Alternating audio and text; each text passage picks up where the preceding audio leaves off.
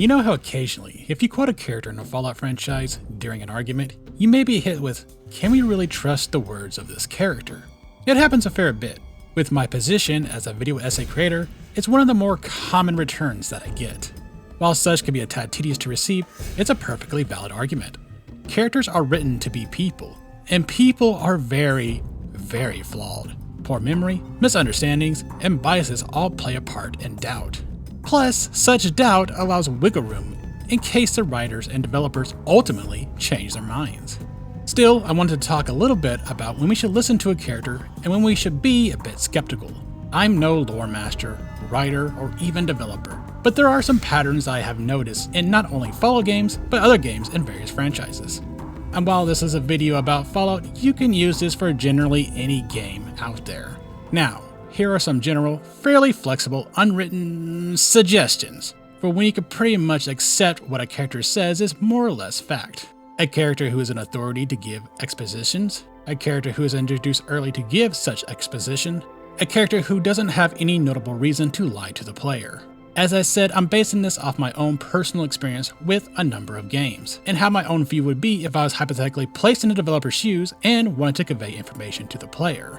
A fact-based approach would be a character who's an authority to give information. This may be a scientist, a leader, a strategist, or even an experienced figure. These are characters designed to give you accurate information, or at least accurate information at the time. Truthfully, they're often introduced rather late, usually when the player has some conceived notions that may be confirmed or challenged by the character. They're used to reveal information that isn't immediately important for the player to know, but rather have deeper lore implications.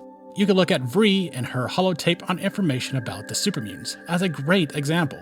The player already likely knew that these hulking creatures were dangerous, but her holotape reveals that they're completely sterile. A character who is introduced early, say within the first 20 to 25% of the game's main questline, are often strategically placed to give the player a concept of a certain element. The goal is to assume that the player is new to the franchise, and lay out information that they generally need to know about these concepts.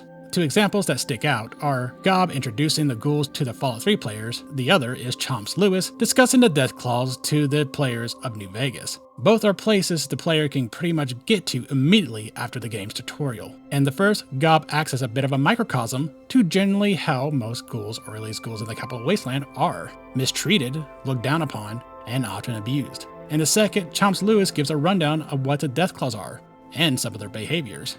Then there are characters who don't really have reasons to trick the player.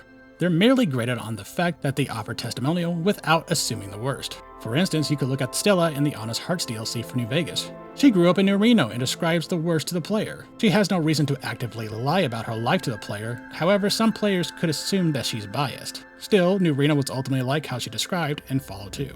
What about when it's okay to question the characters? Well, again, there's a lot of leniency in this guide. There's a handful of times I have noticed that it's perfectly fine to dismiss what a character says, but it's honestly not often used as much as exposition. There are glaring character flaws, a mysterious factor, or lore contradiction.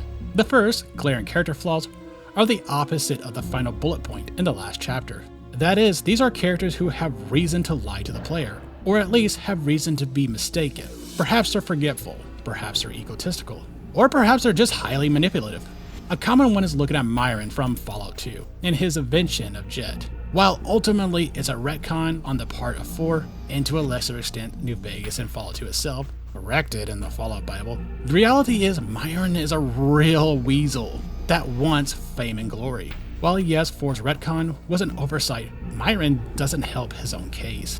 Amateurish? Amateurish? Jet's pure genius, and don't you forget it. And I didn't stumble across it, I made it. There's also the mysterious factor. A lot of people talk about how Legate Lanius' ultimate appearance is very much out of character from what we know about him through dialogue. The monster of the East. A dangerous man who wants to do little else than slay his enemies.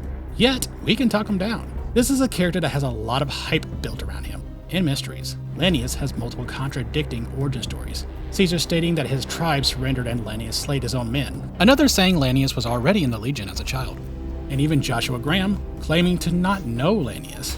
These contradictions encourage mystery, but isn't Caesar's own testimony enough? He is the authority of the Legion. Well, unfortunately, Caesar himself admits reason to exaggerate the myth of Lanius. Yes. This time my legionaries will be more frightened of the commander behind them than the enemy before them. There will be no failure this time, no retreat, no years of gathering slaves and resources for another assault. Caesar has reason to hype Lanius' brutality, and many players bought the hype. Turned out he was a tad more level-headed than that. Finally, lore contradiction. In this case, lore contradiction really depends. New information overriding old accounts can mean that the old harbinger of the lore was wrong. However, depending on the severity, it doesn't exactly mean that the old information was a lie, but just not clearly defined. It shouldn't rule out what older lore said, just needs more context. At any rate, these are my thoughts about when we should listen to characters. You can essentially summarize this with 1 or 2 lines. Is this the character telling me this, or is it the developer speaking through the character? A very special thanks to my channel members, especially the Members Thrice Over members like That Crazy Game Developer and Denny McPhee. If you wish to support me and join us as well, I'd be more than happy. Otherwise, like, share, subscribe, all that typical YouTube stuff. Thank you. Have a good one.